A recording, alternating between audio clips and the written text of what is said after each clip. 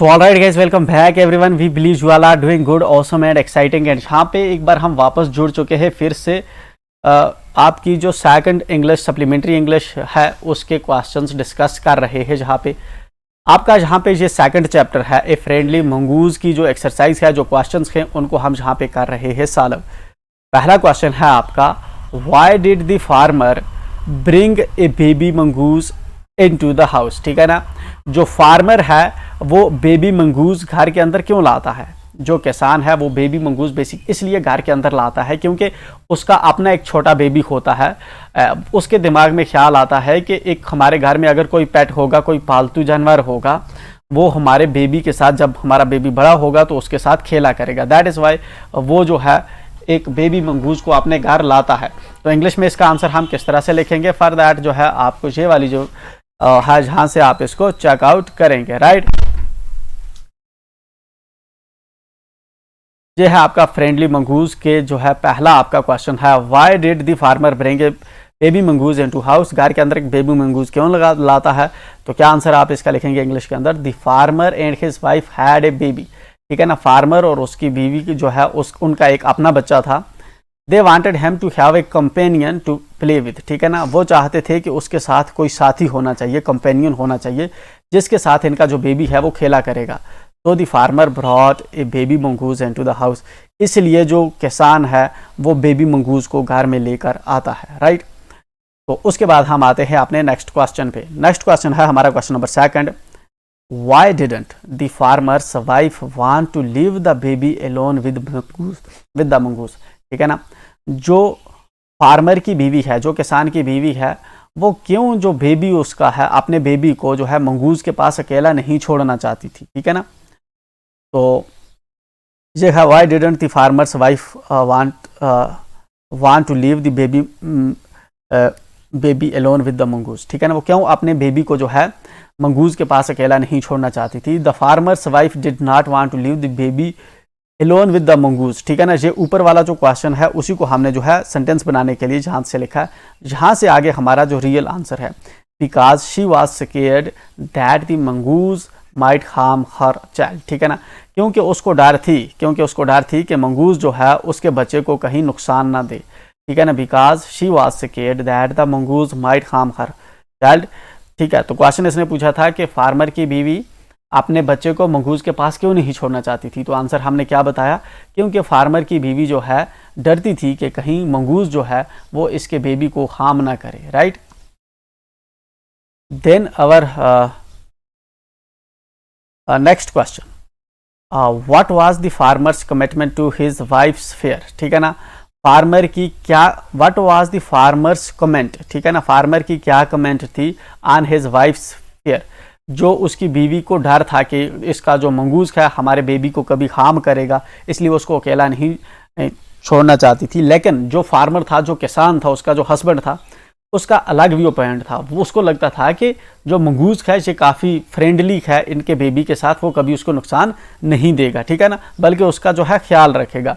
तो फार्मर्स जो है फार्मर का जो व्यू पॉइंट था अलग था, इसलिए क्या कमेंट करता है वो, जब बीवी उसकी कहती है कि उसे भरोसा नहीं मंगूज पे, तो फार्मर क्या करता है। ठीक है ना, इसका आंसर होगा the farmer assured his wife that mongoose was a friendly animal and it wouldn't hurt their baby. ठीक है ना, तो फार्मर जो होता है किसान, वो एश्योर करता है, अपनी बेबी को यकीन दिलाता है कि मंगूज जो है एक फ्रेंडली एनिमल है और ये कभी भी हमारे बेबी को जो है नुकसान नहीं देगा।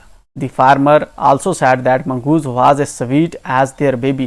ठीक है ना, फार्मर ये भी कहता है कि मंगूज जो है इतना प्यारा है जितना उनका अपना बेबी प्यारा है। And they were best friends, और मंगूज और जो बेबी हैं ये दोनों आपस में अच्छे दोस्त हैं। इसलिए जो है हमें डरने की ज़रूरत नहीं है कि मंगूज हमारे बेबी को कभी हार्म करेगा। ठीक है, देन क्वेश्चन नंबर 4 है हमारा, why did the farmer's wife strike the mongoose with her basket. ठीक है ना, जो फार्मर की बीवी होती है फाइनली जब वो मार्केट से वापस आती है तो उसके पास जो बास्केट होती है, बेसिकली वो बास्केट वो फेंकती है किस पे, मंगूज पे फेंकती है, क्योंकि उसको लगता है जो मंगूज के हाथ और मुंह को खून लगा है शायद मंगूज ने इसके बेबी को किल किया।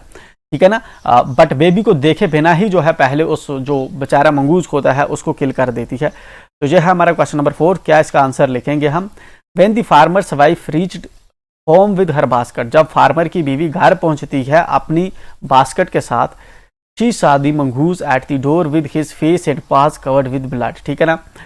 फार्मर की बीवी देखती है मंगूज को दरवाजे पे, जिसके फेस पे और जिसके पंजों पे जो है खून लगा हुआ था। She thought that the mongoose had killed her baby, उसको लगता है कि मंगूज ने, उसको ऐसी सोच आती है कि मंगूज ने शायद उसके बेबी को किल कर दिया। इन एंगर, गुस्से में आकर, she hit the mongoose with her heavy basket, गुस्से में आकर जो है वो मंगूज पे जो है अपनी बास्केट जो होती है जिसके अंदर सामान भरा होता है उसने उस पे मार देती है, ठीक है, मंगूज को मार देती है उससे।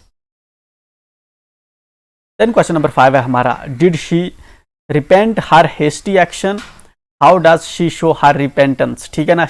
Did she repent her hasty action, क्या जो है जो बीवी होती है, जो वाइफ होती है, जब वो मार देती है किसको, मंगूज को, तो ये उसका एक हेस्टी एक्शन होता है, मतलब बहुत जल्दी में लिया गया फैसला एक्शन होता है।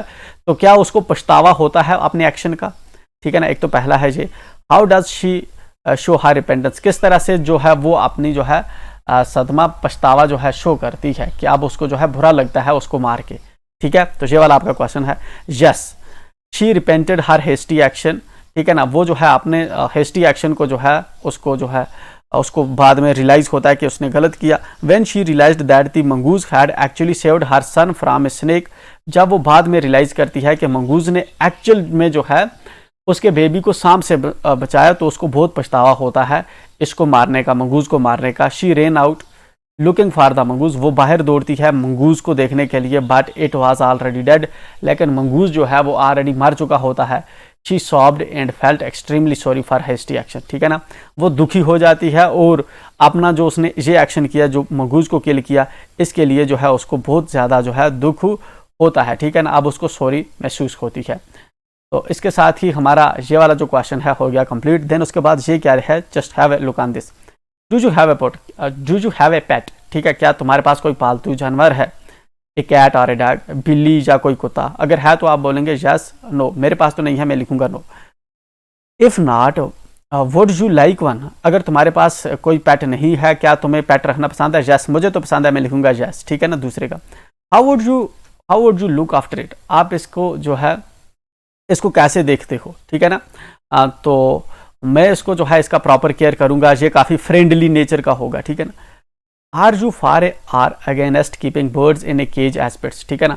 क्या आप इस चीज़ के साथ हो कि जो केज के अंदर जिस तरह से कुछ पैरट्स वगैरह को रखते हैं, क्या आपको ये चीज़ ठीक लगती है, ये आपसे पूछता है। तो ये आपने खुद ही रियलाइज़ करना है, जिन परिंदों को अंदर हम बंद करके रखते हैं केजेस के अंदर, ठीक है ना, इसके अंदर बंद करके रखते हैं, पिंजरों के अंदर हम जिस तरह से पिजन को बंद करके रखते हैं, तोते को बंद करके रखते हैं, कबूतर को बंद करके रखते हैं, ठीक है ना। ये चीज़ आपने खुद सोचनी है, आपसे पूछ रहा है क्या आपको ये ठीक लग रहा है या गलत लग रहा है। मुझे तो गलत लग रहा है, ठीक है ना, कि हमें जो है केज के अंदर, पिंजरे के अंदर बंद नहीं करना चाहिए परिंदों को, ठीक है।